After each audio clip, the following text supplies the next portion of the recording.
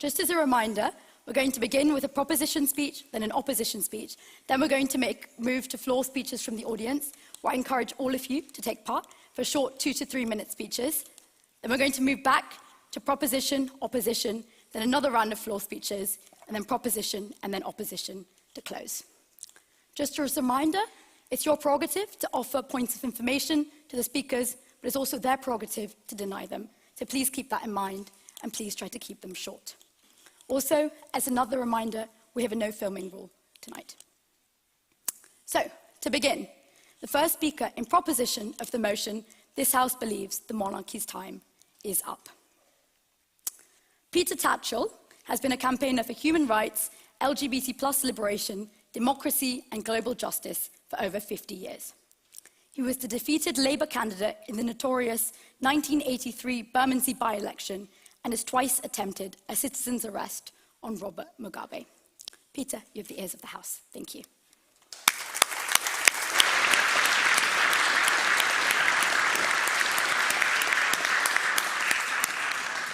Thank you, Madam President, and to all of you here tonight. The essence of our side of this debate is that monarchy is incompatible with democracy. I would say that monarchy is a constitutional anachronism. It's a relic of a bygone feudal aristocratic age. We are in the 21st century. We should not be held down by an institution that goes back hundreds, even thousands of years. Having an unelected head of state, even a fairly nice one like the King, is not compatible with either democracy, modernity, or the egalitarian ethos of modern Britain. Monarchy is based upon inherited power, wealth, and status. Not on merit, not on democratic choice. Deference is enshrined in the principle of monarchism.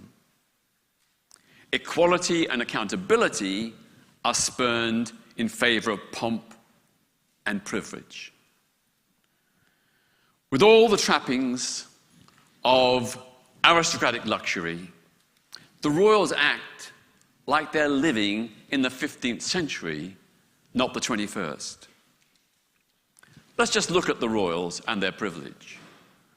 There are 23 royal palaces and luxury residences. 23. Between them, the royals have a total of 700 servants. The royals have a private personal wealth of over £2 billion. Over £2 billion. Yet we pay them every year through the civil list about 86 million, despite their own vast, incredible private wealth. The real cost of the monarchy, it's supposed to be 83 million or so, 86 million, but the real cost is more like 500 million. The royals do not pay a penny in inheritance tax. When Charles inherited about £1.8 billion from his late mother, he didn't pay a penny in inheritance tax. He's the only person in this country that has that luxury and privilege. We're not allowed to know how much the royals pay in income tax. We're not allowed to know the rate at which they pay. It's all opaque, secret. This is not compatible with a transparent modern democracy. If you look at the royals, why are we paying them so much when they have such vast wealth and when the country's in an economic mess and when vital public services like the NHS and education are being starved of cash? It does not seem right. It's not something we should feel comfortable or acceptable. If we look at the laws of this land, the royals are the only ones who are exempt from employment law, housing law, and environmental law. Everybody else has to obey those laws, but not the royals. They are exempt. Royal staff are by basic market rate poorly paid. The royals are not an equal opportunities employer. And they boast that fact. They boast and admit that they are not bound by equal opportunities. We look at the way in which honours are handed out. The royals have in their gift the opportunity and the right to bestow honours on their own personal favourites. So all kinds of extraordinary honours are bestowed on the late Queen's pastry chef, the gardener, and so on and so on and so on. Not because they've done something extraordinary, but just as a reward for being loyal, deferential servants. Yes? Politicians are elected, which I'm sure you agree with, but they're only elected by a proportion of society. They have exactly the same rights to appoint honours on people that they choose without any democratic oversight whatsoever as well.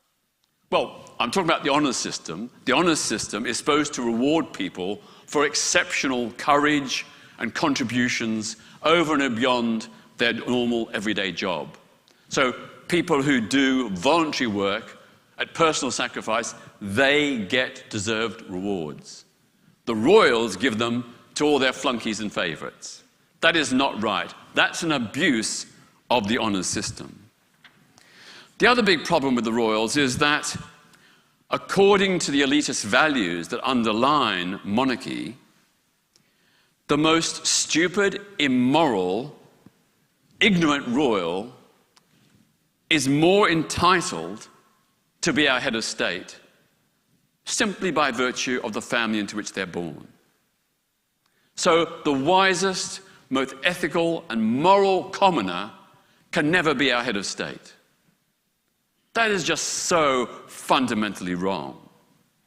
And of course, monarchs get their job for life, no matter how appallingly they behave. Now, fair enough, the current king is mostly a reasonable bloke. I've got no animus against the king. It's the institutions that's the problem. But having an inherited head of state there for life with no possibility of removal means that we get whoever comes along next. So we could end up with a gaffe-prone, insensitive person like Prince Philip as king. We could end up, and we did end up, with the Nazi-sympathising King Edward VIII. That's the problem with monarchy. You cannot remove them, no matter how badly they behave. Parliament did quite literally remove Edward VIII. The Prime Minister put enormous pressure on him to still be abdicated. Well, put pressure on. Edward did not have to abdicate. That was his decision, his gift alone. The pressure from Parliament had nothing to do with it. It was his decision. We also, sadly, have a system of monarchy that is implicitly racist and based on religious intolerance. So no Catholic person or a person married to a Catholic can inherit the British throne and become our head of state. No, thank you. The monarchy is automatically the supreme governor of the Church of England, making royal succession problematic and possibly impossible for atheists, Muslims, Judaists, Hindus, Buddhists, and Sikhs. It's racist by default because for the foreseeable future, no black Briton can ever be our monarch or head of state. And there's two important distinctions. Monarchy and head of state are the same thing. It means that we forever, for the foreseeable future, will always have a white head of state. That does not sit well with the ethos of a modern multicultural society. So the position of king or queen under our current system is reserved for the white Windsor family and their descendants. Until a future royal, first in line, marries a non-white person, Afro-Caribbean, African and Asian people are automatically excluded from being our head of state. How can that be right that the most senior, important, prestigious public office in this land, no thank you, is limited to a white person? That is not intentionally racist, but it's racist by default. The Queen was, to look at her long history, since Charles hasn't got much history, she was out of touch with modern multicultural Britain. She had visited many charities and community groups, but never visited a black organization or an LGBT plus one. Now, I doubt that the Queen was a raging homophobe, although she did ban palace staff who were gay from bringing their partners to the Christmas ball until about 20 years ago, when protests forced her to relent. But she's not LGBT plus, or she was not LGBT plus friendly. She, in all her years of reign, never once acknowledged the existence of the LGBT plus community, or indeed gay members of her own family. She's spoken approvingly of the UK's many different races and faiths, but she's ignored gay Britons. She ignored gay Britons. And what message does that send to LGBT plus people in this country? We felt neglected, ignored, and we felt prejudice against us by our own head of state. The words gay, lesbian, or bisexual never publicly passed the Queen's lips in her entire reign. She erased us. She did not ever acknowledge our existence. Even when she had to read out Queen's speech in Parliament to announce gay law reform, she found a form of words to avoid saying gay, lesbian, or bisexual. Now, that is the problem with monarchy. You have a person in power who can do what they like with no accountability and no recourse for public concern. Finally, I'd say, the royalists often say that a monarchy is preferable to an executive-style French or US president. Most of us Republicans do not want that kind of president. We'd like a low-cost, purely ceremonial president like they have in Germany or Ireland, which cost about 1/20th of the official cost of our monarchy, and in reality more like 1% of that monarchy. We wouldn't have to have a politician. There are lots of people, scientists, cultural leaders, people of great esteem who could fulfill that role. And that would ensure that we, the people, are sovereign, not the royals. It would give us the important safeguard that if we don't like our head of state, we can replace them. And that is just not possible with a monarchy. I would say, as a gesture of conciliation, the king could stand for election. And if he won an election for president, as he might, I would accept that result. The important thing is that the people decide and that it's not imposed upon us by inheritance under an ancient feudal system. Thank you.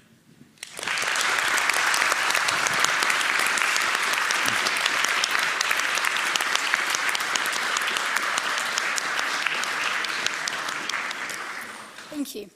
Our first speaker in opposition of the motion is Count Nikolai Tolstoy. Count Nikolai is a British-Russian historian as well as the current nominal head of the House of Tolstoy. Since 1987, he's been the Chancellor of the International Monarchist League. He's unsuccessfully stood as a UKIP candidate at 4 general elections, including against David Cameron in 2010. Count Nikolai, you have the ears of the House. Thank you.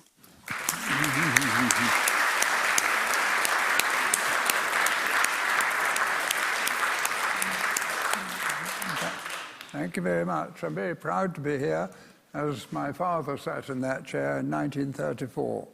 He was, I believe, the youngest, the only, first person to be married while still at university, and I popped out a respectable year later. Well, we've listened to the politics of envy, which never attracted me very much, and I would ask anyway, what on earth have these done? I've spoken before on this issue, as David Tatchell and I were chatting about it just now. And I think that they say that they're so ferocious against the monarchy. Well, my ancestor, Peter Tolstoy, in 1717, strangled to death the heir to the Russian throne. So I think I've done a little bit more in that line than he has. I think that the idea of a democratically elected monarch is really having an elected presidency. I don't think elected presidents are actually looking too good at the moment as we look across the Atlantic and see the most gifted intellectual in the United States elected president. And we know exactly what there can be. The other, that's this one extreme. You get a man dangerous. He has powers far, far beyond what George III had. I think no king, probably since Henry VIII, had the powers arrogated to himself by the president. The founding fathers of the United States Constitution lived in dread of a democratically elected president. The trouble with a democratically elected president, one of the main troubles, is that because of the very fact that he's been elected by the majority of the people means that he carries far more weight and can impose his will. And again, we're seeing that before our own eyes. It's not a question of fantasy or hypothesis. It happens. No, I won't at the moment, sorry. And so the advantages of you've got two sorts of presidents. You've got one like Trump, who has extraordinary dictatorial powers, which even Hitler barely dreamt of. And in some respects, we can see maybe some sort of similarity. But the trouble is that the elected president is not always what you would want, and also not even what we would desire. He can be one of two sorts. He can be the Trump dictator, or he can be what Mr. Tatchell says for the other side. He can be a gifted scientist or whatever.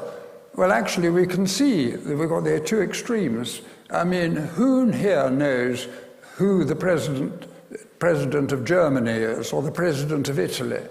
They are total obscurities, and maybe nice, maybe not nice. We simply don't know and don't care. But we do care about the British monarchy, and the majority of the people care. And the majority of the people don't like the idea of a republic. We have had, actually, historically, of course, two major episodes in British history when a republic was either enforced or suggested. First of all, under the genocidal dictator Cromwell, who set up a military dictatorship across the whole of Britain, where people who offended him could have their ears nailed to posts, and eventually the whole country was run by a military clique of major generals. When he died, the country, after a brief period, turned with a great sigh of relief to the restoration of the monarchy, of King Charles II, of course. King Charles II once said, when he was greeted by an old dame who pleaded with him to help her, he gave her a guinea or whatever, and he said, well, am I not the father of my people? The Duke of Buckingham, standing nearby, was reputed to be overheard saying, well, of a great many of them.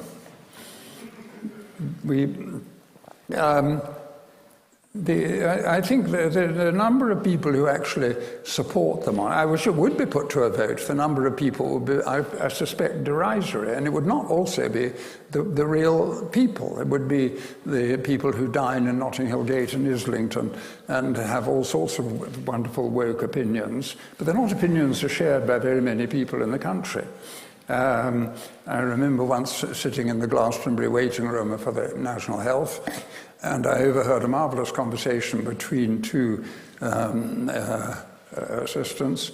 And they were talking about, there was a long forgotten, as they all will be forgotten, Republican MP called Willie Hamilton, who was always advocating the overthrow of the monarchy. And one of them silenced, well, the other one agreed too, but gave the devastating comment that, well, I only wish that Her Majesty would use one of her prerogatives to do an immortal injury. And I think that probably could happen. The other time when we had a strong Republican, or fairly strong Republican movement was, and this never happened before except for Cromwell or since, was when Queen Victoria went into, well, some might say exaggerated mourning for Prince Albert. Actually, many people highly respected her for her devotion to her husband, who was a brilliant man. There was a Republican movement, now forgotten, led largely by Sir Charles Dilke and one or two others, most of whom completely apostatized from their views at the time. But there the complaint wasn't that the monarchy was bad at all. On the contrary, it was that the Queen should show herself more often and be more visible to her subjects. So even that was hardly a successful Republican precedent, but we have had these precedents, and they've not been successful. What is marvelous about the monarchy is what was not even mentioned, is its evocation of our history, of our whole history. Again, the first King of England was Athelstan at the beginning of the 10th century. He's the first one who held a sort of parliament and issued a code of laws. And since then, we have had monarchs, some good, some not so good, most fairly good. And even the two, I suppose, very bad ones, we all know about King John and my utterly disliked by me because of Robin Hood. And I think Henry VIII was a bit of a monster. But on the whole, they can stand up very respectably to elected presidents. As I say, that's not including the ones who've been totally forgotten anyway. As for the idea that everything should be done on merit, well, what exactly is the merit, and who judges the merit? It was Dr. Johnson, ever wise, was asked by Boswell whether he didn't object when, going into dinner, the Duke of Norfolk took precedence over the great Cham, as he was called. And Johnson said, I'm not offended at all. Everyone knows that I'm cleverer than the Duke of Norfolk, but my goodness, if it was a question of who was the cleverest to go in first, imagine the fight there'd be. It's the hereditary system in limitation and in the way that we have it, it wouldn't do to have it working all over the place, it works very well indeed. It's not all jokes anyway. I was just rereading the order of service for the coronation of King Henry VII. And there's a pause, and then it just says, the king grovels. Quite what he did, I don't know, but I thought of writing to the royal family and seeing if they couldn't revive that ceremony. The very good comparison we often hear of the glories of the French Revolution, how the French Revolution overthrew a tyrannical monarchy and introduced, well, not quite democracy, because it didn't, but a more supposedly egalitarian. Well, it was egalitarian in the sense that almost everybody was subjected to the danger of the guillotine. And we know that after that, as Burke, the great conservative philosopher, prophesied, that this system would break down and would end up in the absence of a king with a successful general taking control of the destinies of France. And we all know who it was and what an accurate prophecy that was. Now, what's not often made, is made in very good, has been made in a recent book, comparison, is in contemporary French Canada. It's often forgotten that there was another France there, of French settlers in French Canada, and they had no revolution, no French Revolution. They had occasional revolts in the 19th century, but not of any great substance. And they preferred the monarchy. The monarchy guaranteed their freedoms. And indeed, at this very moment, the monarchy is what one of the defences Canada sees against Trump's threat to conquer all of them, and not to say Mexico and Greenland and all the rest of it. So I don't at all agree with the idea that the hereditary system, kept within its limits and in this specific issue, is a bad system. It's actually extremely popular. King Charles, I'm sure, is far more popular than Keir Starmer or Mrs. Badenoch or anyone else of that sort, and a great deal cleverer than poor old President Trump. So I would therefore ask you to vote against the motion and in favour of common sense.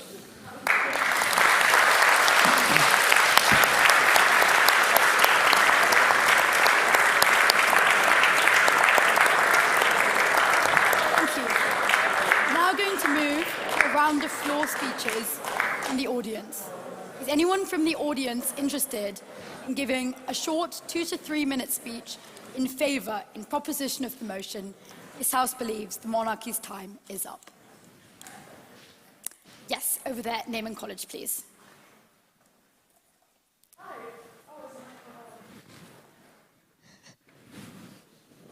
Hello? Oh, it's on. Never mind. Hi, I'm Jessie from Tatchell College. And I'm speaking out today on this floor speech. My attention was particularly drawn to our opposition speaker's comment that the monarchy is like this monument to our history, our great British history, which we should remember forever.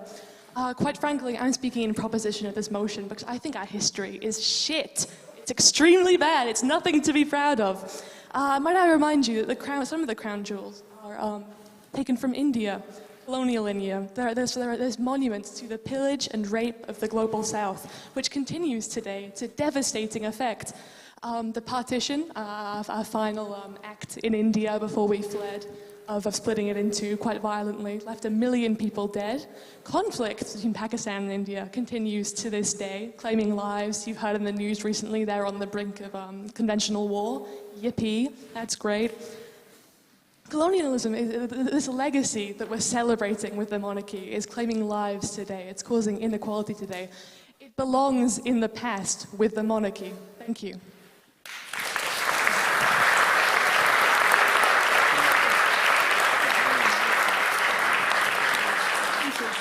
Would anyone like to give a floor speech in abstention of the motion?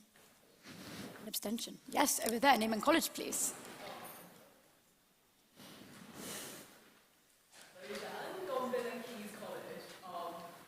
Is this actually working? Yes, it is. Okay, fantastic. Right, now I will make the argument that many of the privileges which we associate with monarchies, right, these legal privileges, these monetary privileges, they had a function in the past, right? These privileges came about by the fact that, to put it simply, the monarchy actually had a purpose. The monarchy actually had a purpose in ruling and directing, you know, whether you're going to take this in the medieval sense of the king, of the monarch, being the head of the polity, the directing, the leader, the kind of like architectonic force behind the body politic and the members that make it up, or perhaps in the early modern sense of the king as the monarch, as the body of the state in and of itself, you know, the fons origens of the laws, the condition of law and order. You know, all of these ideas about the monarchy having an actual function to play in upholding civil society, in actually giving shape and force to law and order, we've completely lost that nowadays because obviously our monarchy is basically ceremonial, right? You know, there's kind of like nice trips abroad to spread peace and love and order. And in the case of King Charles, a lot of environmentalism, which I don't disagree with, but it's not really a serious role in ruling, is it? You know, the royal prerogatives kind of exist, but who does the king actually appoint on his own prerogative? in that sense, I think it is inconsolable to an extent that the king enjoys the privileges which he has. We give him so much land and we give him so much legal immunity and so on, but what does he give us back? Apart from the fact that we have to spend even more money on him so that he can go abroad and do environmentalist trips, right? If we are to have a monarchy, and if we are to have monarchs with actual privileges, they must deserve those privileges. You could think maybe of the monarchy of Bhutan, right? Bhutan is a constitutional monarchy, but I would argue it's like a real constitutional monarchy in the sense that the king is bound by the constitution, but he also acts. Right?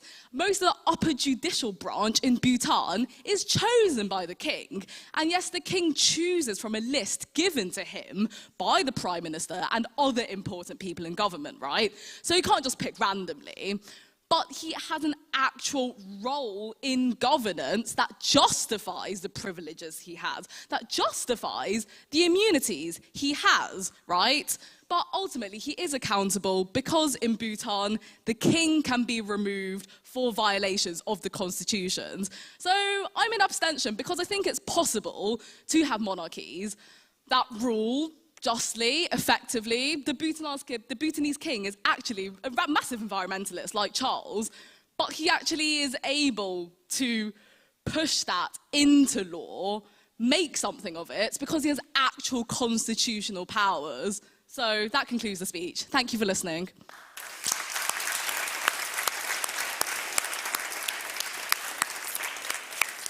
Thank you. And just as a reminder, our floor speech prize tonight for the best floor speech is a £50 voucher to Macaruna, which is the newest concept from Oromi, tucked away on Pease Hill that sells pasta. So I hope that encourages people to take part in order to win that voucher from Oromi. Finally, is anyone interested in giving a floor speech in opposition of the motion? Over there, please, name and college.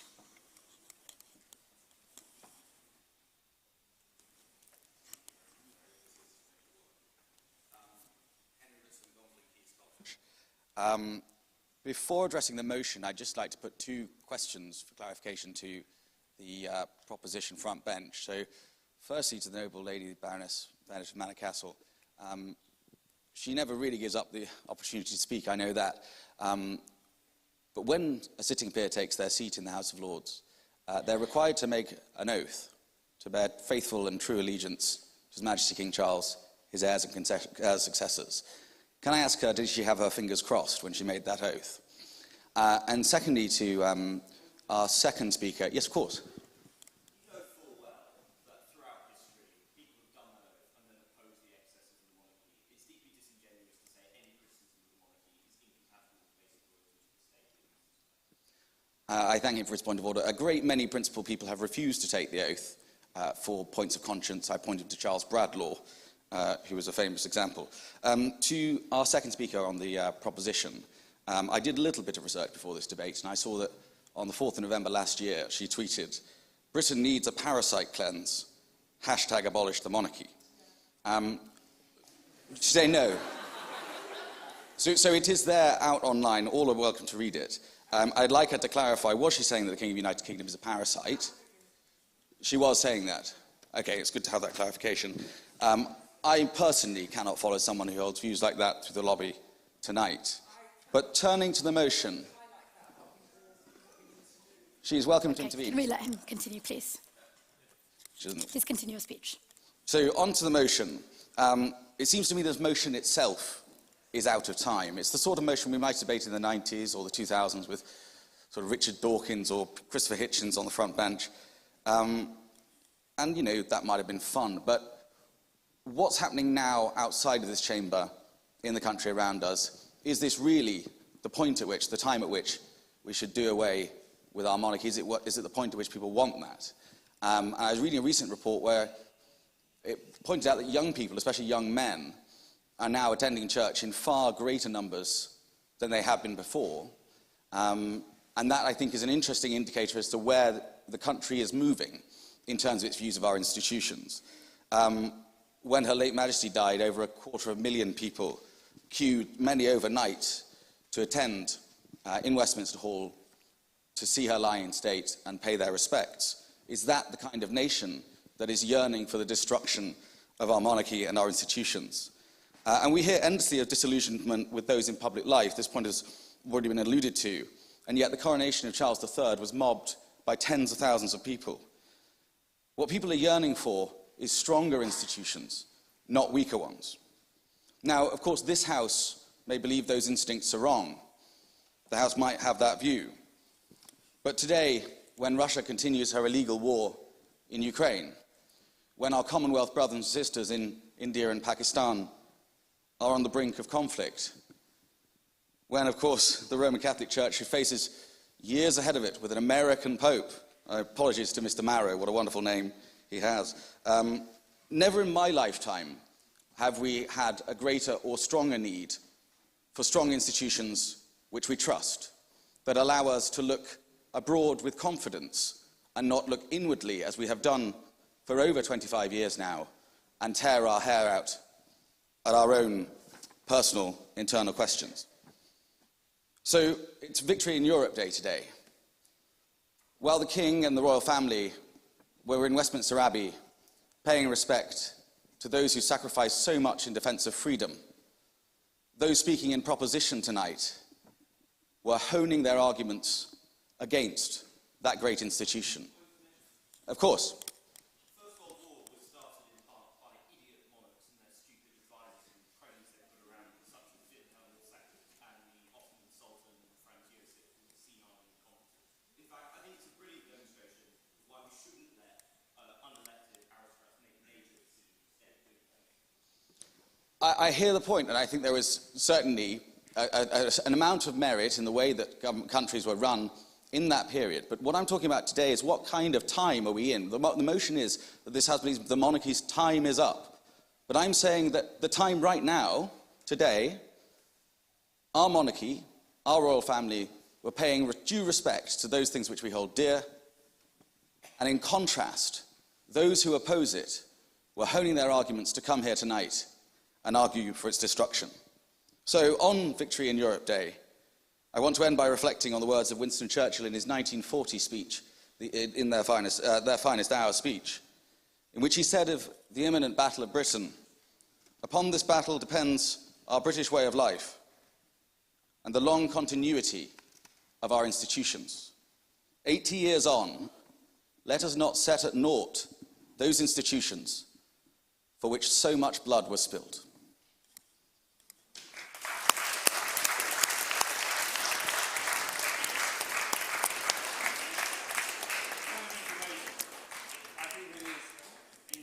Sorry, he's finished the speech. We're going to move on to the next floor speeches. We're going to move on to the next paper speeches.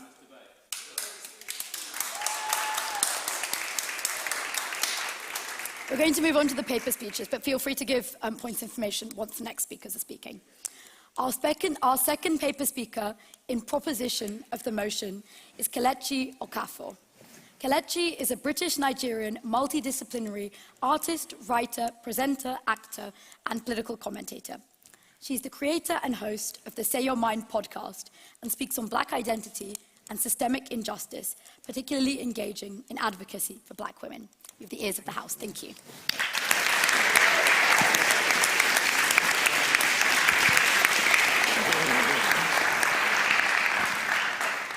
Thank you all so much. Good evening. Thank you. I have a speech prepared, which I obviously will be addressing, but to the point of the gentleman over there, I'll start by saying I'm from Peckham, right? South London. So all of the learning that I've had to do it outside of the curriculum that's indoctrinated you, I believe, right? And so there are things that I've learned that you might not be privy to. And there is pomp and ceremony that I refuse to take part in. And that's why I'm here this evening, because I believe that there are things that we need to say, and we can't keep following certain rule books in order to say them. Otherwise, I think it was Audre Lorde that said, the master's tools will never dismantle the master's house. Right? And so today, to some degree, we are in the master's house, but I'm not planning to use the master's tools. Okay? So I bring all of this up as a person who was born in Nigeria, moved here at the age of 5 to the UK. I'm allowed to be here because Britain was there. right? So that's why I'm here. On my top today, yes, fashions for the girls, there is a reimagining of a painting by George Frederick Watts. And it's the painting called Hope. And I remember I arrived in the UK at the age of 5. I think it was probably around 9 years old. I visited the museum, and I remember walking into the halls, and I just saw this massive painting in front of me.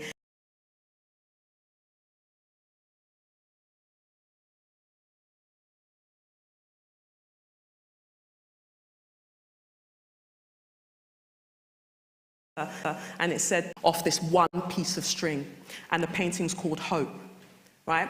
And so I believe that in us abolishing the monarchy, that is us reinstating an element of hope in our lives. What we've got right now, as you've rightly mentioned, things do seem bleak, and when you mention people going back, or men specifically going back to religion, of course they would go back to the church. It's a white supremacist construct as it's being packaged and sold to the colonies, and they gave us Bibles and they took our land. Hence, we're all here right now having this debate. Even though I'm mentioning the monarchy, what I wanted to say really tonight is that as much as, it's an honor to be here, I feel like we are here having a conversation about historical reckoning. I do not merely want to talk about the abolition of the monarchy, because to me, that's the floor. It's not the ceiling. To me, that's the basis that we should be working with. Instead, I'm asking us to consider a more radical and generative way of looking at the world. What if we chose ourselves? What if we finally outgrew an institution that has for centuries demanded our loyalty, as you mentioned, the oath that people are asked to swear? We're asked to give this loyalty while rarely are we given love and justice in return. One of the things that I wanted to bring up as a child of formerly colonized lands is that in 2015, Her Majesty's Treasury sent a now deleted tweet saying, woo, we have paid off the debt that we incurred from abolishing slavery. What's interesting about that tweet and the way that it was framed was that the debt that was, that was accrued at that time was to pay off the enslavers, not the enslaved. Thanks for information. Yes. I'm very grateful. Why do you think the countries of the Commonwealth volunteer, as they do, they choose to be members? And why do you think they choose to have the King as the head of the Commonwealth, as they did the Queen? Are they all ignorant and stupid? Not at all. I think, thank you so much for asking that question. I don't think they're ignorant or stupid at all, but I think that that was the basis that the colonization happened in the first place. I want to refer to Carolus Linnaeus in 1735 when he wrote Systema Natura, and he talked about the Homo Afer and the Homo Europaeus, and he described the Homo Afer, which would be the African, and those really, if we're talking about the global south, as being stupid, as not really being human, which although we had enslavement and the transatlantic enslavement of African people already happening before this point, we saw that it really gave a basis for going ahead even further with it. It's this notion of us, as in people like myself, not being fully human, that allowed for this to happen. And when we think about the fact that colonization, we're talking about economics, right? So we're asking, how are these countries now volunteering? Do they have choice?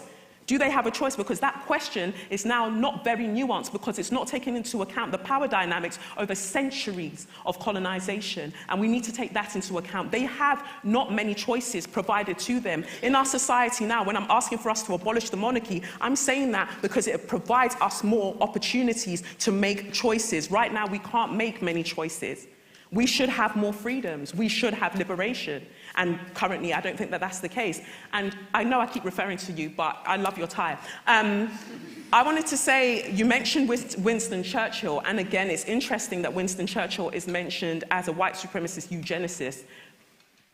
That can't be ignored. So it's easy for you to quote him, as I would presume from looking at you as a white man. You can quote him. You mentioned the church earlier as well. And as I said, we're looking at white supremacist structures. And the reason that people are going back towards the church, I would say, my proposition, apart from what we're talking about today, is because it offers them a certainty. It offers them a certainty in oppression, in the oppression of other people. It offers them a structure that doesn't actually serve them in the long run, but at least is familiar. What is familiar is not always healthy. What is familiar is not always right. What is familiar is not always freedom. And so that is what I think we should be considering. So going back to what I was saying about the reparations, I, as a child of formerly colonized lands, was also paying for the enslavers, essentially by paying my taxes. And to me, I would like my money back. But when we have these conversations about reparations, for instance, the answer is always the same. It's too complicated. It's too expensive. And you know what? Let's just move on. And I'm asking, where are we moving on to? To more pomp and ceremony, to more gilded spectacles that are paid for by working class people in a cost of living crisis. No, thank you so much. So let's look at the numbers. The sovereign grant that's funded by the taxpayer has ballooned in recent years, and last year the monarchy cost the UK about £102 million, and that's not including security or the local council contributions. And the Crown Estate estimated is about, £16 billion in assets. That's land, that's castles, that's power. If we sold just a portion of that, just a portion, we could fund us to, a way for us to look at universal basic income as standard, as pilot schemes in some of the major cities. We could address rent debt. We could address houseless people. Why do we live in a country where the royal family have properties upon properties upon properties, and I'm seeing people sleeping on the streets, and they're being criminalized for sleeping on these streets? That is unconscionable. How can we be proud of a nation that allows that to happen? And we have the audacity, the gall, the temerity to then sit there and say we can justify having heads of state that we did not elect, but they get to hoard wealth? It's time that we wake up. It's time that we really get serious about what we are doing in life. We're not choosing ourselves. We keep choosing the very antithesis of ourselves. We're choosing our destruction, and we're choosing our oppression. No, girl. So we could, as I said, consider these things, and we could also consider the fact that by doing this, it allows us to actually step into the 21st century rather than pretending that we are there. We are a very antiquated nation. We just don't see it because maybe we get to use smartphones and we get to watch reality TV. Now we're looking at the global cost of the Commonwealth, a name that suggests shared wealth, that the wealth is something that we can all have access to. But however, as you've mentioned, why are these countries volunteering to still be a part of this? Because realistically speaking, they are economically, emotionally, and to some degree spiritually tethered to the monarchy. And for what? What do they get out of it? And no. So I started looking at the numbers, and a conservative estimate for reparations to the Caribbean alone sits at £18 trillion. But we're told this is a fantasy. And I say the fantasy is continuing to believe that an unelected family draped in stolen jewels, blood-soaked jewels, represents the best of us. Of course, I know that my proposal is shrouded in uncertainty, but I believe that uncertainty is the beginning of liberation. What comes after monarchy? We do. That is literally what I believe, that we come after monarchy. Accountability comes after monarchy. A new story comes after monarchy. Because as far as I'm concerned, monarchy is not just a symbol, it is an organism. And like all organisms, it does not wish to die. So it adapts slowly, desperately, and violently. But it can't outrun its irrelevance forever. We are not subjects anymore. We are citizens, citizens who deserve a government and a state that reflects our values, not lineage and not legacy, but liberation. And so tonight, I do not just suggest that we abolish the monarchy. I invite us to divest mentally, emotionally, and financially from the draconian, antiquated ideologies that uphold it. Ideologies that say some are born to rule and some are born to serve. I, Kelechi Okafor, was not born to serve anybody, and neither were you. Thank you.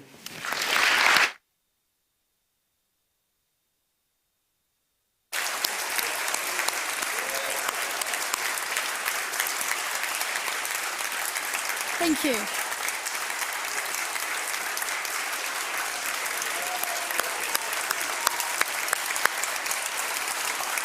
Our second speech in opposition of the motion is from Jonathan Marrow. Jonathan is a PhD student of history at Clare College. Jonathan, you have the ears of the House. Thank you.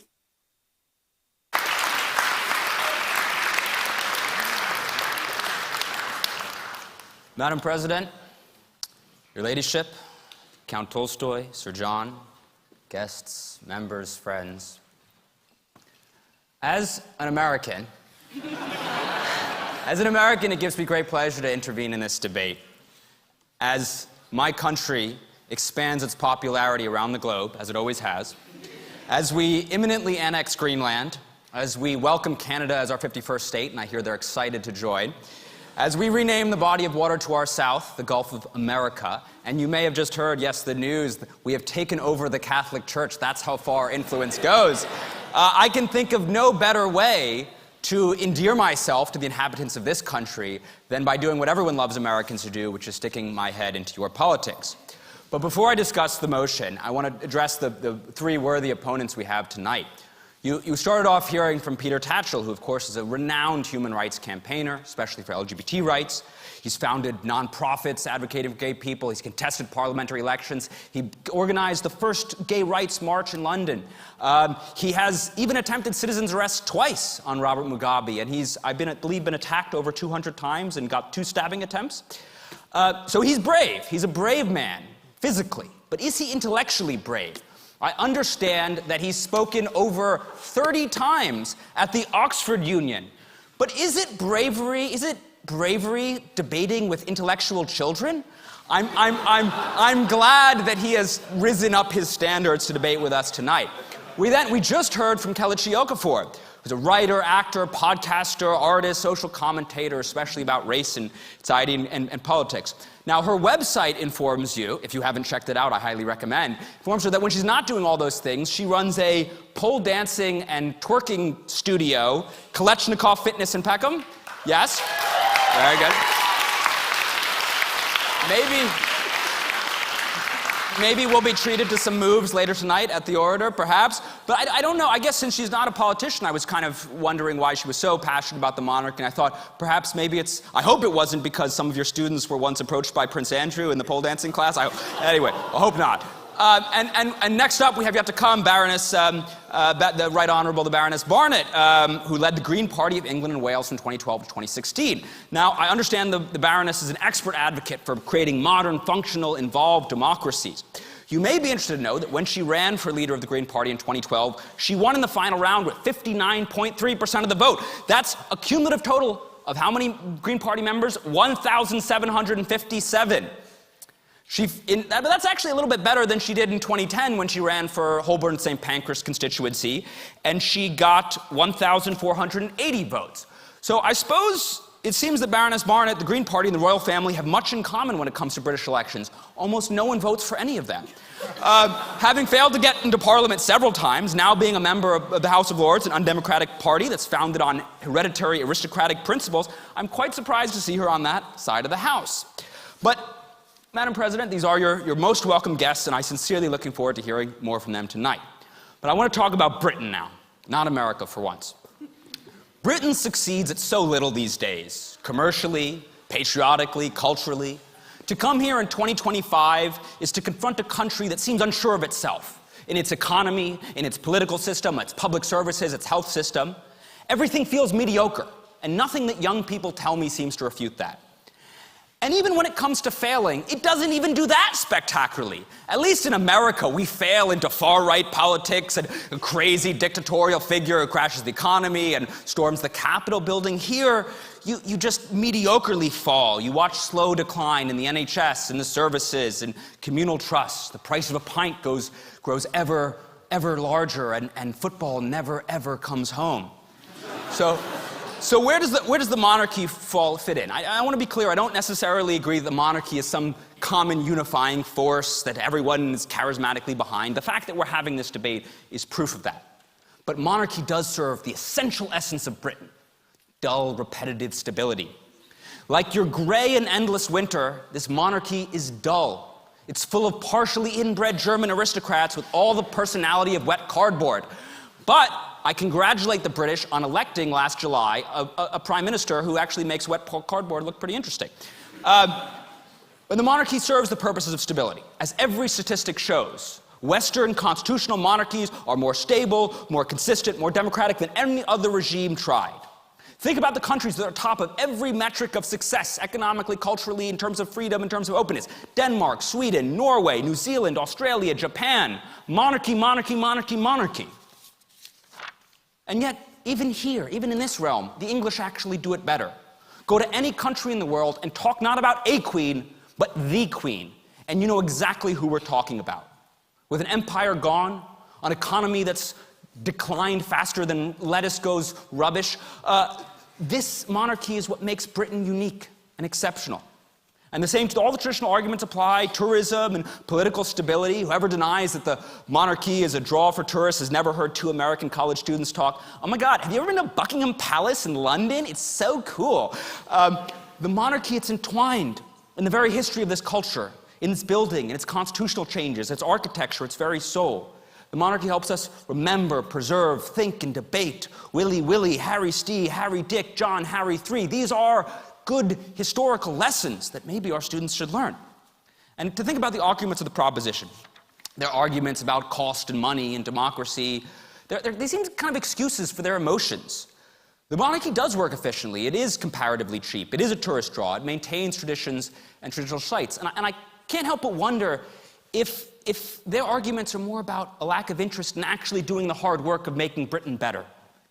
The class system, think about the issues in society: the class system, the democratic deficit in British politics, educational inequality, the lack of national pride. These are the monarchy's faults?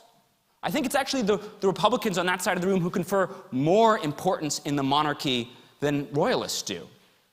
Is monarchy's time up now, without a constitutional revolution, a crisis, a separation of church and state issue?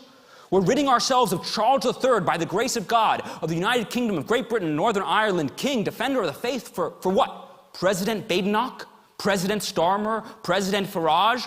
Even in your dream scenario, it's President Lindsay Hoyle? Really? A president named Lindsay? You would do that to yourselves? I can't imagine. Where are your examples? You point to Germany?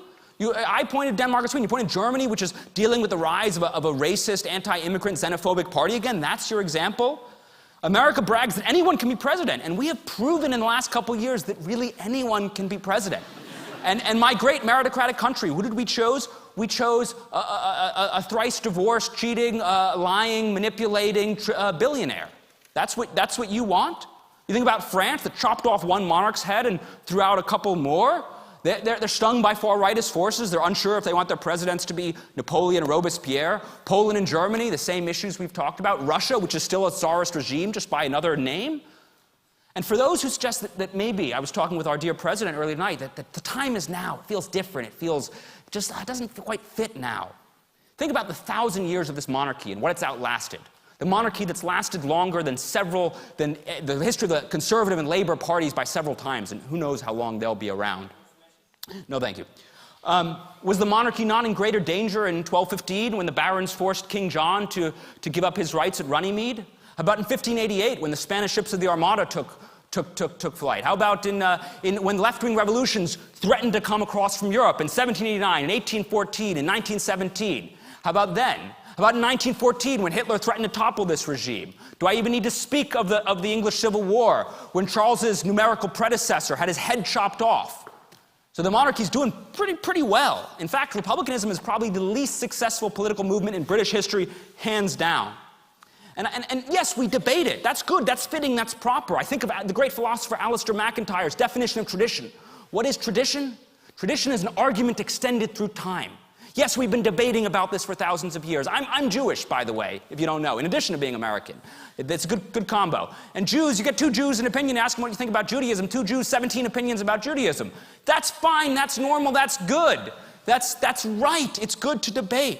What is stopping you from creating the Britain you want? Go, volunteer, create a more egalitarian society, find a business, found a charity, educate, do those things. The monarchy is just an excuse stopping you.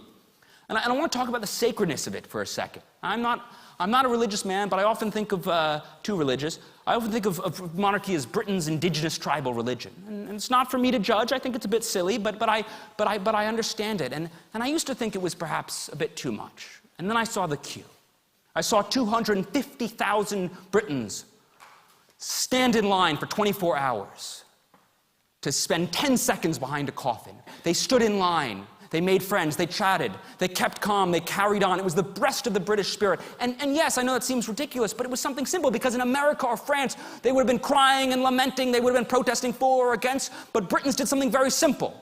They stood up for 10 seconds after waiting 24 hours in line, and they stood their time, they stood, they nodded, they paid their respects. That was something incredible. And when I think of Britain, I think of traditions that last for decades. I think of Doctor Who and EastEnders and Coronation Street, serials, television serials that change over time. They change and we change with them. As Heraclitus said, you can't step into the same river twice, because both you and the river will have changed.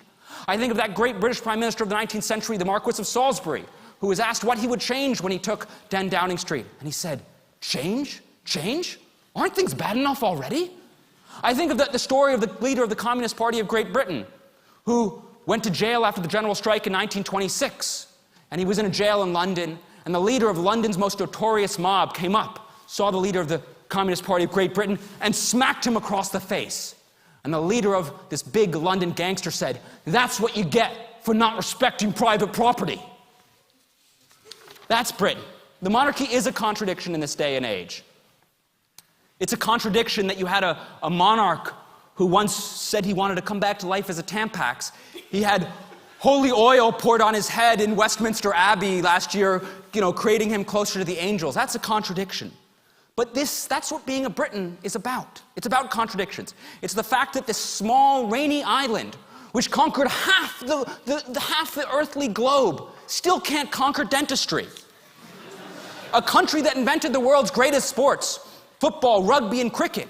It loses to Brazil at football, it loses to New Zealand at rugby, it loses to Australia at cricket, although I will concede it has beaten Germany at its national sport twice in the last century. The famous quote goes, being Britain is all about driving a German car to an Irish-themed pub to drink Belgian beer, then going home, buying an Indian takeaway to sit on a Swedish sofa in front of a Japanese television to watch American shows, and all the while being suspicious of anything foreign. Yes, that is Britain. That's the Britain I know and love. It lives with the contradictions. It lives with uncertainty, the uncertainty that you talked about, Ms. Okafor.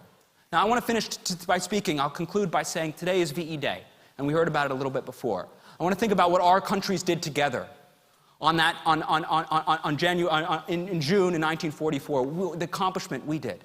As we face a new specter of authoritarianism in Europe, as we face Russian forces bearing down in Ukraine, a newly resurgent China, as the transatlantic alliance is brought to bear under the weight of my bumbling, chauvinistic, anti-democratic would-be Napoleon of an idiot president.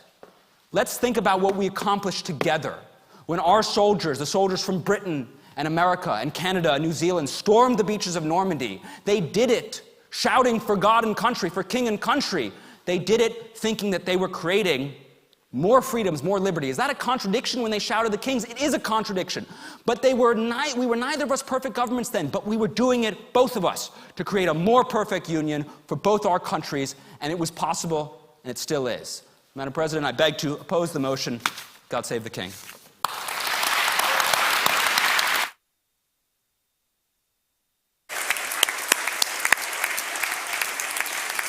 Thank you. We're going to move to another round of floor speeches before we move back to our paper speeches. Would anyone like to give a floor speech in favour of the motion? Floor speech in proposition of the motion. Yes, over there, name and college, please.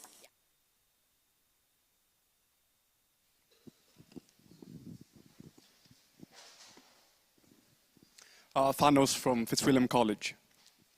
I'd like to remind this chamber of two salient facts.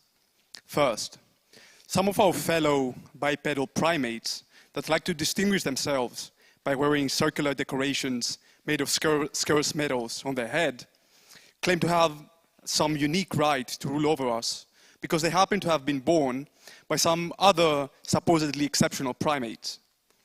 And this claim to rule, let's not forget, is officially legitimized by the authority of a god that doesn't exist. Second, the servile language used to refer to members of the House of Windsor is indeed both a reminder and a reinforcer of our position not as citizens, but as subjects. From media to heads of state, the world refers to King Charles as His Royal Highness. Highness is a relative term. Higher than whom, exactly? And on what grounds? The answer is simple. Higher than us, on the basis of bloodline. And because I can already hear those who are ready to dismiss this linguistic submission as mere semantics, I'd like to ask you, would you accept being publicly described as servants? No.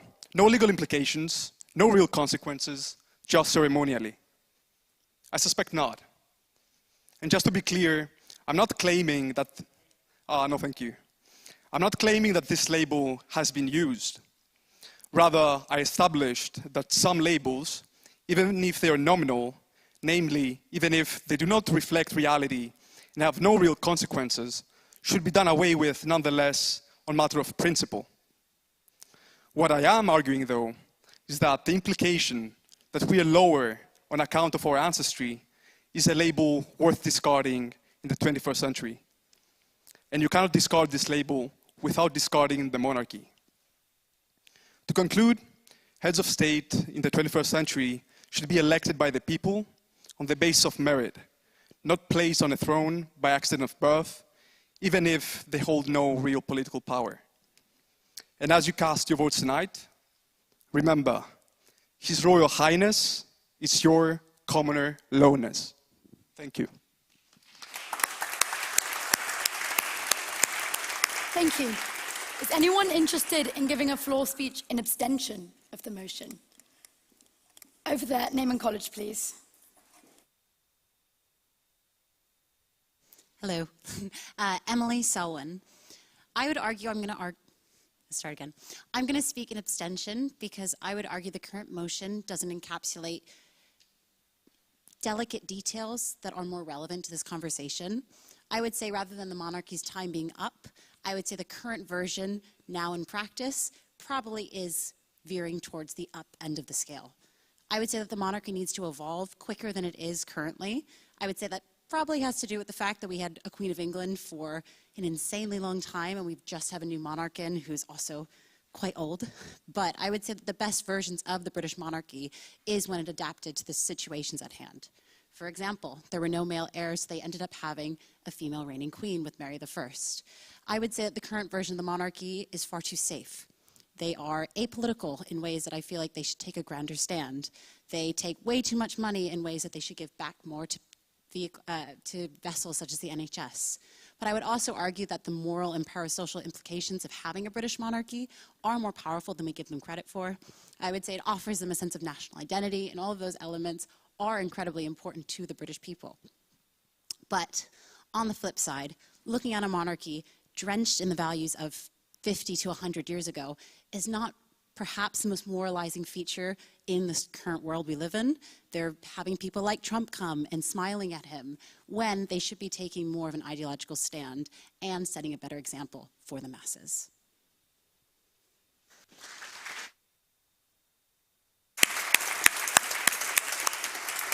And finally, we're going to have a floor speech in opposition of the motion before we move back. Okay, Right, over there, name and college, please. Daniel from Churchill College. So I'd like to begin by just sort of saying that actually the United Kingdom is quite a unique country due to the amount of stability which we've experienced over the last few centuries. And that might seem a mad thing to say now, after the last few years when we've no doubt lived in interesting times. But actually, our last sort of regime change was about 400 years ago, and that was only temporary. And before that, we had William the Conqueror. So over the last 1,000 years, we've been pretty much untouched. And over those last 1,000 years has evolved one of the most sophisticated parliamentary systems in the world, which is our democracy. And around our democracy has been the monarchy. They've been intertwined throughout that evolution. Now, you might wonder sort of, what role does the monarchy play in our democracy? We've had sort of allusions to the fact that it's unelected and that actually an unelected state is sort of antithetical to the idea of a democracy. However, I disagree profusely with this, because at the end of the day, we are a democracy. We've got Keir Starmer. We've seen the local elections very recently. To say that we're not democratic, I think, is sort of a bad faith argument. And the role that our monarchy plays in our democracy is a very important one. It's not a political one. It's not involved in government, as our abstention motion earlier sort of made reference to. Particularly, with the late Queen, who I think is the first sort of apolitical monarch, truly uninvolved in democracy, crowned very young with a strong Prime Minister in Churchill, utterly uninvolved in politics. And actually, that's sort of the key to the monarchy, is it's an apolitical presence at the top of our system.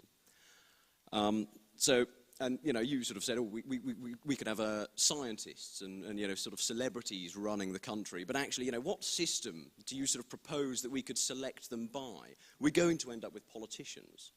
There's no sort of, other than a lottery, there's no way to sort of, settle on an apolitical head of state. So I want to rephrase the motion, this House, and say that this House believes that time is up for an apolitical head of state, and I profusely disagree. The monarch being apolitical is one of its greatest strengths. Do you remember a while ago when Boris Johnson prorogued Parliament and lied to the Queen, as sort of the papers and Have I Got News for You phrased it? Well, why was lying to the Queen a big deal? It wasn't sort of old ladies pearl clutching. You can't lie to the Queen. It's a really important issue based on parliamentary conventions that you cannot bring the monarch into political disrepute. You cannot make them a tool of politics. And now Boris Johnson's prorogation of Parliament was an edge case, and it required the Supreme Court to adjudicate on. But if he'd attempted something sort of more brash, if we'd had a true tyrant in number 10, sort of hoping to prorogue Parliament for 5 years rather than 5 months, the Queen would have said no. And so the Queen, in that regard, sort of serves as an apoliticising influence that makes the prorogation of Parliament something which is not in the hands of the politicians to a sort of an egregious extent. And so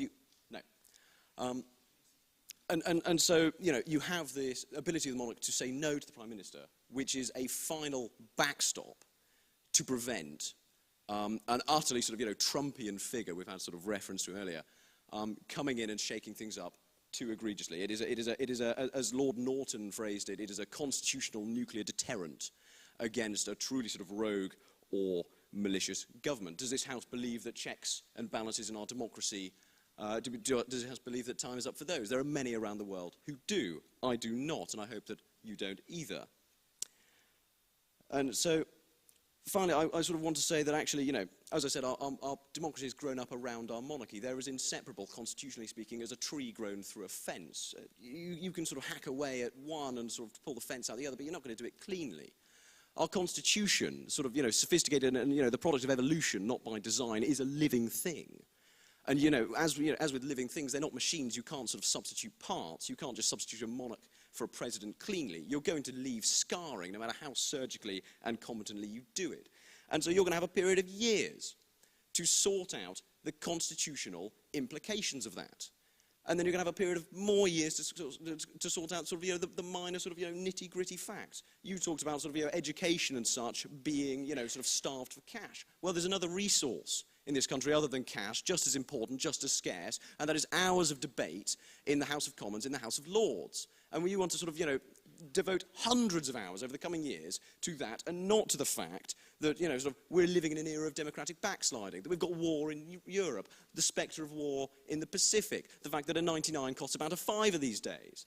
These are all areas that are far more deserving of attention from our politicians, the idea that sort of, time is up now for the monarchy is utterly ridiculous. Why choose an era of democratic backsliding to do away with one of our most potent democratic backstops? I think that time is actually up. Time is actually now for us to stand with our monarchy and for us to vote with the opposition.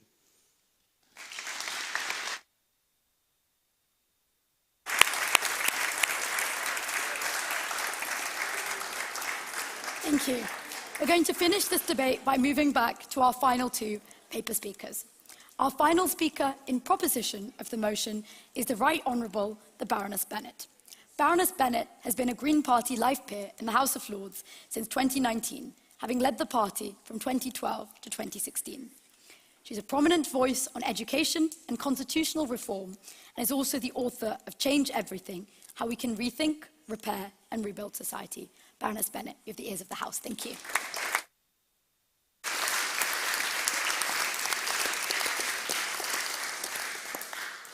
Thank you, Madam President. And I want to say very sincerely a thank you to pretty well every speaker who's spoken against the proposition, because you've given so many weapons to me to finish off with. So thank you very much for that. And I think I probably am going to start. Was it Charles? Sorry, I didn't quite catch. Daniel, sorry, I didn't quite catch your name. Daniel, I want to say thank you very much for presenting such a case of fantasy land. We are living in a sophisticated democracy.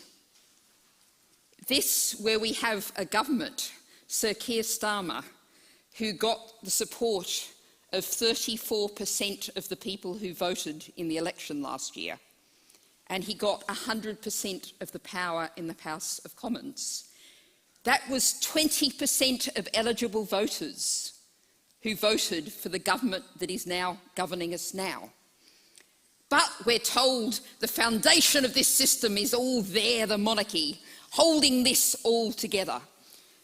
Well, I'm going to deal with some more details about the monarchy, but I'm going to come back to that point and say that the time for the monarchy is up, but also the time for our outdated, dysfunctional, undemocratic constitution is entirely up, and we need to make Britain a democracy, which it is not now.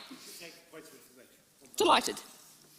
Just as a point of clarity and more information, were you elected to the House of Lords or appointed to it? Thank you very much for saying that, and actually I'll pair that with what Jonathan said and why I want to say thank you very much to Jonathan for the contribution he made, because he gave me the opportunity to point out that when I was elected leader of the Green Party in 2012, we had a membership of about 8,000 members. By the time I left membership of the Green Party, we'd been through the Green Surge. We had actually had about 50,000 plus members. We now have more than 60,000 members. And I'm getting to this. Give me a second. Wait. And in the 2015 election, because of that utterly undemocratic constitution, the Green Party got 1.1 million votes and still only elected one Green MP.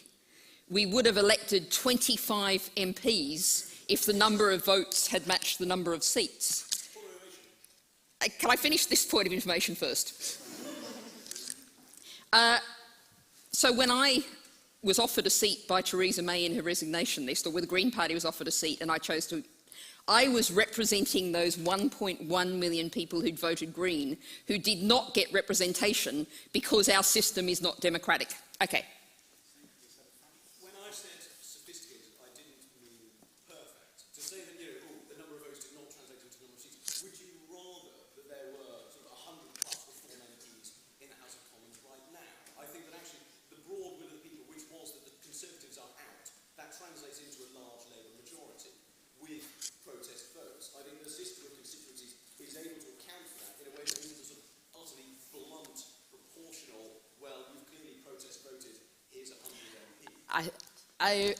I'll invite the House to consider if you think first past the post is appropriate for the age of five-party politics, when people can get elected with, say, 22% of the vote in a seat. How's that going to work out? Do you want a lottery? might be an alternative. Okay, I think I'm going to try and make some progress at this point. Answering Jonathan's points about what's the alternative, who else is there? Well, I think my side has already presented a number of cases, but I'm going to point particularly to a woman I had a privilege of sharing a platform with, Mary Robinson, who was the President of Ireland, went on to be the President of the Elders, following on in the footsteps of Nelson Mandela. Countries can make different kind of non-political choices. There's no problem with that. Now, I want to pick up what Kelechi said, and I'm so delighted, and we hadn't compared notes in advance, the idea of universal basic income, the payment to everybody in society to meet their basic needs. And what I would say is this is the opposite of monarchy. The monarchy means you happen to be born in a place and you get a huge amount of resources. UBI society is one where everybody has enough resources to meet their needs. And both of the speakers on my side made the comparison between the homeless people, the homeless children. 1 in 29 children in London is living in temporary accommodation, very often bed and breakfast, growing up in utterly inadequate surroundings. And just down the road from them is Buckingham Palace.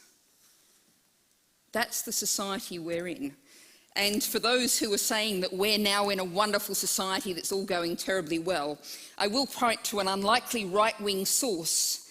For those who haven't seen it yet, the front page of The Spectator, out today, the right-wing establishment news magazine, Scuzz Nation. That's what they're saying. Britain is not working, and that's not solely the fault of the monarchy, but the monarchy is there as the representation of that. Now, I want to thank Jessie for her contribution, the historical reflections. For those who haven't worked it out yet, my accent comes from Australia originally, and Britain, with its monarchy, was, of course, at the heart of one of the world's enormous genocides there in Australia, which cannot be forgotten. I want to pick up, there's a couple of points from Count Nikolai that I do have to pick up. I was reminded of speaking at an event with an American author called Jason Brennan against democracy. He didn't believe in democracy. He thought that only people with master's degrees and above should have a say in how a society's run, people like him. And I sort of got the sense Count Nikolai was feeling that, you know, we should have a hierarchy of people just up there, because, you know, democracy is not... Did I actually say anything remotely approaching that? Yes. You said that democracy was a terrible thing, producing results like Donald Trump. And I would say that Donald Trump is a sign of not having a democracy. But, and I really did enjoy the Count Nikolai taking credit for the actions of his ancestors, which did feel very sort of monarchical, really, didn't it? Including strangling the heir to the throne. I'm not quite sure how that works. Count Nikolai admired Prince Albert. This is the man who, in a speech in 1848 to the Society for the Improvement of the Condition of the Labouring Classes, said it's a duty of those who, under the blessings of divine providence, enjoy station, wealth and education, to assist those less fortunate. Monarchy is founded on a profoundly patronising idea of people in society. Now, the first speaker for the proposition was actually quite kind to Prince Charles, King Charles, but I think it was one of the floor speakers was referencing visits around the world. Well, Declassified UK has recounted the visits that Charles III has made since the Arab Spring in 2011, has had 120 meetings with the royal families of 8 Middle East regimes, including Qatar, Bahrain. The late Queen said she would not have her photo taken with the Sheikh of Dubai after a British court ruled that he had abducted and detained 2 of his adult daughters. And yet Charles chose to have his photo taken with that sheikh. Please. Your friend, the elected, lovely President of Ireland, who also helped cover up for that kidnapping, the... human rights in trouble for that, Mary Robinson? I'm afraid I have no knowledge of that information. I'd be surprised, put it that way. Also, we've heard that we have a constitutional monarchy. Well, I'd invite you, those who haven't seen this before, the Black Spider memos. When he was the heir to the throne, Prince Charles, writing in a private capacity, wrote hundreds of letters to government departments, including a letter on the day of the Countryside Alliance March in 2022, agreeing with the view of a farmer from Cumbria, who said about the treatment of rural workers, if we were black or gay, we would not be so victimised. So those who make a claim that our royal family is not taking political positions and does not have political influence, if you think a letter from the heir to the throne is just going to be like a letter from a private citizen in Peckham or in Cumbria, I think you are kidding yourself. We've got onto the archaism of being the defender of the faith. The Act of Settlement of 1701, which says that the monarch has to be a Protestant Christian. The Royal Marriages Act of 1772, all the descendants of George II have to get monarch's approval to marry, but that's all right. They changed that law in 1977, and now it's only the 6 heirs to the throne who have to get the monarch's approval to marry. No, I haven't got time. So I come to my final point, and I'm going to come back to Henry and the challenge that Henry put to me about, swearing an heir to well, I actually put out a press release before I went into the House of Lords as a leader of the Green Party when one of the royal princes was born, I've forgotten which one, and said what I wanted to see was when he turned 18 that he should have exactly the same rights as every other child born that day to do whatever he wanted with his life. So I'm calling for human rights for royals. They should have exactly the same rights as everybody else. And I'm going to pick up, finally, the point made by the first speaker for the proposition. Equal rights for everybody, including royals, then of course they can stand for election as president. And they will be treated exactly the same as everybody else. And if you want to live in a country where everybody is treated with equal rights, equal opportunities, then saying the time for the monarchy is up, putting your token into that bowl, that's what you're voting for. Thank you. Thank you. On to our final paper speaker of the evening in opposition of the motion, the Right Honourable Sir John Hayes CBE MP. Sir John has been the Conservative MP for South Holland and the Deepings since 1997. During this time, he served as a senior parliamentary advisor to the Prime Minister, Minister of State for Security, and held briefs in the Departments of Transport and Education. Sir John, you have the ears of the House. Thank you.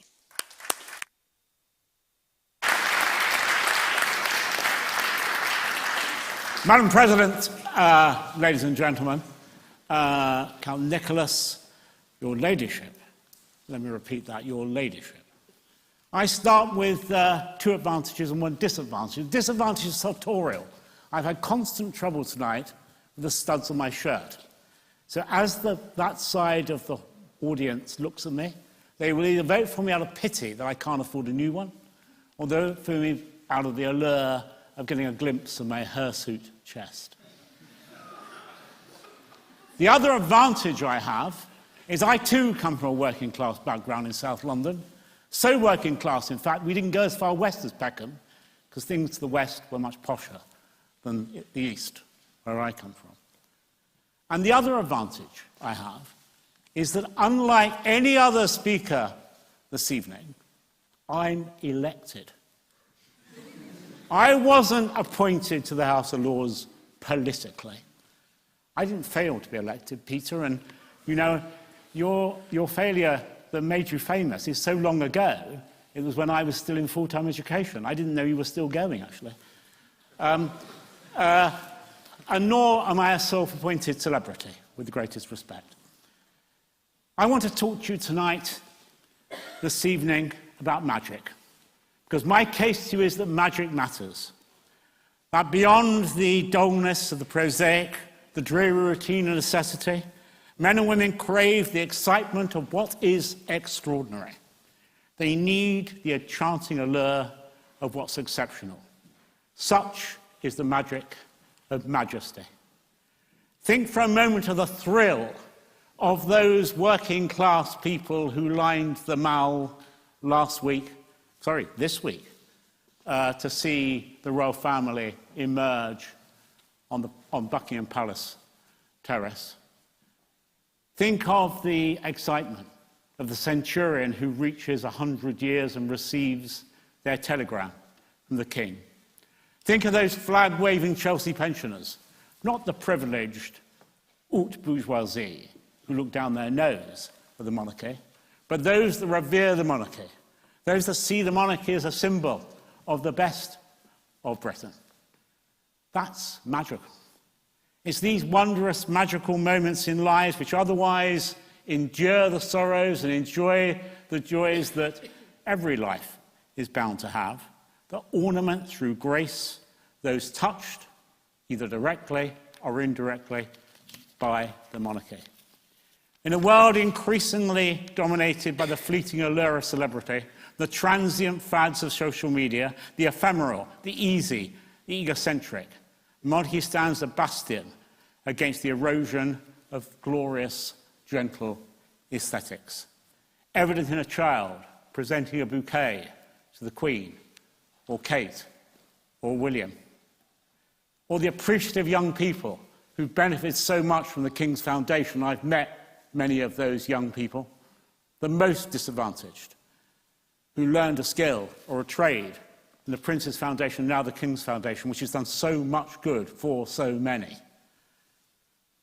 It's an institution that transcends the fluctuating nuances of political and societal change. It's not about now, it's time's up. The monarchy is not behind the times, it is beyond the times. I will happily take a point of information from that very articulate young man who's already contributed a number of times. Monarchy is not removed from current politics. Monarchies and the magic and the spell can break. It's broken across most of Europe. And many things we believe were monarchical privileges or rights have broken in this country as well. Why is it the case that this transcends politics when it's very clearly intertwined with current? Well, I say that in this way. I said that I was the only elected person, and of course the monarch isn't elected.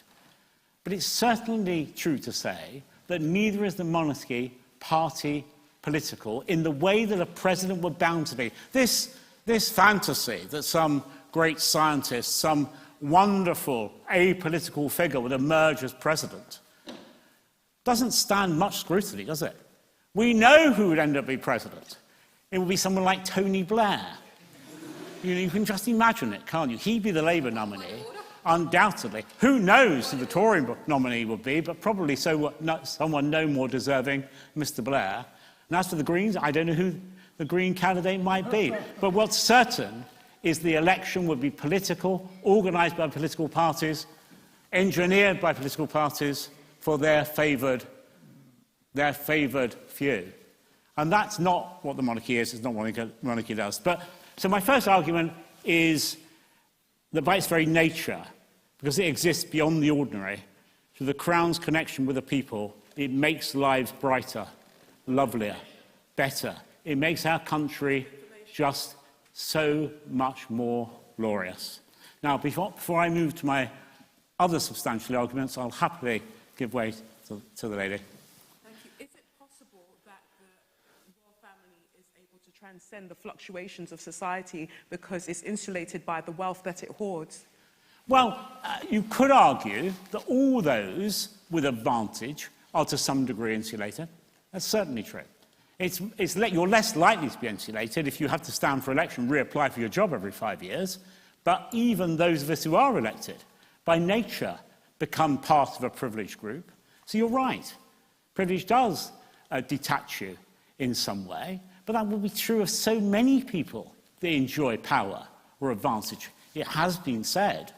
It's true of people at Oxbridge. I wouldn't say that, of course. That's the last thing I'd say. Certainly I wouldn't say it before you cast your votes.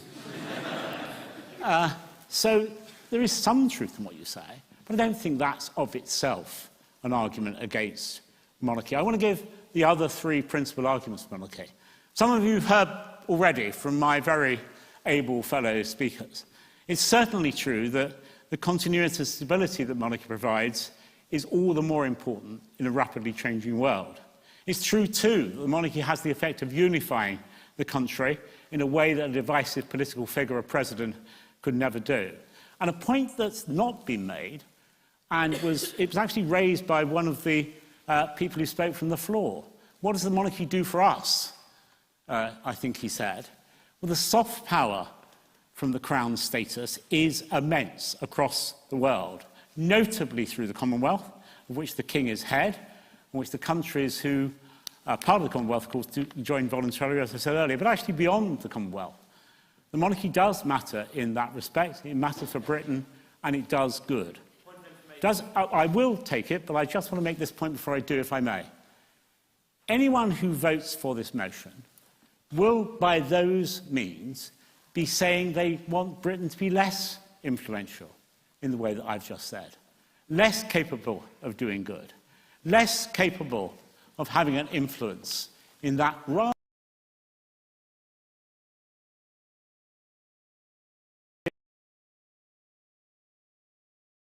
Well, India, of course, is. We heard that I hesitate to say it was a pitiful argument, although it was a pitiful argument. We heard. I hesitate to say it out of courtesy, actually. But we heard that these countries that are part of the Commonwealth are somehow weak, subservient, desperate. They can't escape from their past. India is an immensely powerful country that chooses to be part of the Commonwealth, that chooses to have the King as head of state. And perhaps the current trade deal that we've just done with India was in part influenced by that. It can't have hurt that process. It may well have helped it. So, in a world of uncertainty, the monarchy provides a sense of permanence. It's a vital, animate symbol of stability, of certainty, of enduring values. When we consider the monarchy, surely the cerebral, thoughtful assembly here doesn't just see the crown as a family, but the embodiment of all the things we share. Secondly, in the age of a division, the monarchy provides the unity I've described. In a time when much is changing, it reminds us of values that have always held us together. Such is the enduring symbol of unity represented by the late Queen and now the King. And thirdly, the monarchy is respected across the world. When you travel, as I know many of you have and many of you will, what's the thing that most people you encounter abroad ask you about? It's often about the King, about Prince William, about Kate, about the late Queen. They respect our monarchy, sometimes rather more than we do, because they see it more clearly. Perhaps we're too close to it to see just how much the monarchy is valued by those who regard it from a distance. Sorry, did someone... Yes, please. I was going to say, I think you and me and my fellow Jewish American standard comedian over here would agree that the $500 million, whatever, tourism revenue that goes toward monarchy, I don't think we come to the UK necessarily just because we actually care whether or not the monarchy is living in this context, right? You know, I don't think it would actually contribute necessarily this influence that you say. I'm coming to cost in a moment, sir, but let me just say this. The King can certainly influence world leaders and others in a way that no party politician could. It is perhaps a paradox beyond the understanding of the movers of the motion that the King does not command executive power, strengthens his influence both here and abroad. Ironically, perhaps paradoxically, it's because he doesn't make the kind of political decisions that people mentioned earlier, that he is regarded so highly, that he can influence the affairs of state here and further afield. Britain would be weaker without that. Do we really want to vote for a weaker Britain? Now let's examine the counter-arguments briefly, and I know I haven't got long to do so, so I will do so with brevity. We've heard about the cost of the monarchy. To put that in perspective, the monarchy costs, as we heard, around £86 million a year. That's the total money given in the sovereign grant to members of the family. The defence budget in this country is £53.9 billion a year. The Home Office budget is £20.3 billion a year. This is 2 government departments. Monarchy isn't 10% of that cost, 5%, 1%, it's 0.1% of that cost. The monarchy is extremely cheap by comparison with public expenditure. I won't, because I need to come to my conclusion. So let's have no more nonsense about cost. It's infinitesimal compared with the scale of public spending. Now, we've heard about monarchy being unelected, being undemocratic. Well, does anyone here think head teachers or judges or nurses or doctors are less legitimate in the exercise of their authority because they're not elected?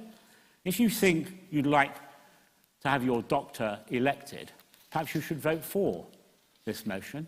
If you don't think that, I suggest you don't. Finally, there's arguments about the virtues of the alternative. Head of state that's elected, Donald Trump. I know some people feel that would be better. And there will be people who favour the Trump approach who will vote for this motion. They'd rather have an irascible, unpredictable elected leader than a stable crown. If you feel like that, vote for the motion. If you prefer Donald Trump to lead Britain than have a monarch in the form of King Charles, certainly you should. In conclusion, you'll be glad to know, Madam President, in these times, perhaps in all times, we crave something beyond the ordinary and the mundane. We live, sadly, in an age of demystification, where the sacred has been stripped away in favour of the material. And that's left a void, a longing for meaning, a thirst for transcendence. Those people who queued to pay tribute to Her Majesty when she lay in state were expressing just that desire.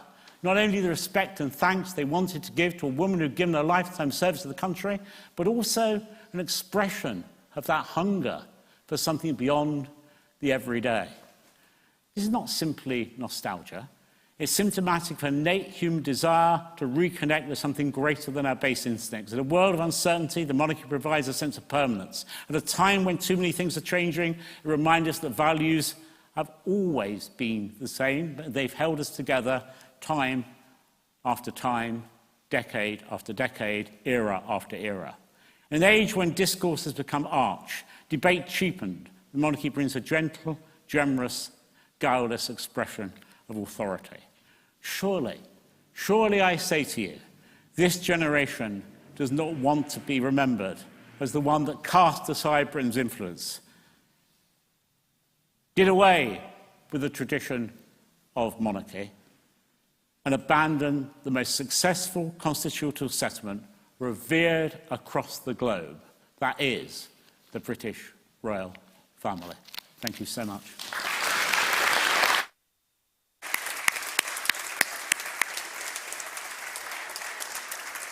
Thank you. Thank you. Just a few quick notices from me before we go into the bar afterwards to hear the results. Firstly, a big thank you to all of the speakers. Secondly, the floor speech prize from today, which is the £50 voucher to Macarona by Aromi, goes to Daniel from Tatchell. So please come find us, Daniel, afterwards so we can arrange your floor speech prize. Also, after this debate, the orator has got A and No themed cocktails, which will be on sale in the bar afterwards. So I really recommend those as a special post-debate treat. We also have Eurovision and Garden Party tickets on sale now, so I highly recommend you purchase those. In terms of the events that we've got coming up, tomorrow we have our Business Trailblazers Day, which includes a talk from LinkedIn co-founder Reid Hoffman in the morning, as well as a panel in the afternoon, including representatives from Cobra, JP Morgan, and Accenture. On Monday, we have Justin Welby, the former Archbishop of Canterbury, speaking. And on Tuesday, we have a reproductive technology panel happening. So I highly encourage you to come to all of these events. And next week, on Thursday, we have a debate on the motion, "This House regrets Western intervention in the Middle East." So in this House, we vote with our feet. All in favour of the motion, please walk through the aye doors. All against the motion, please walk through the no doors. And all in abstention of the motion, please walk through the middle. We'll see you in the bar afterwards to hear the results. Thank you for attending.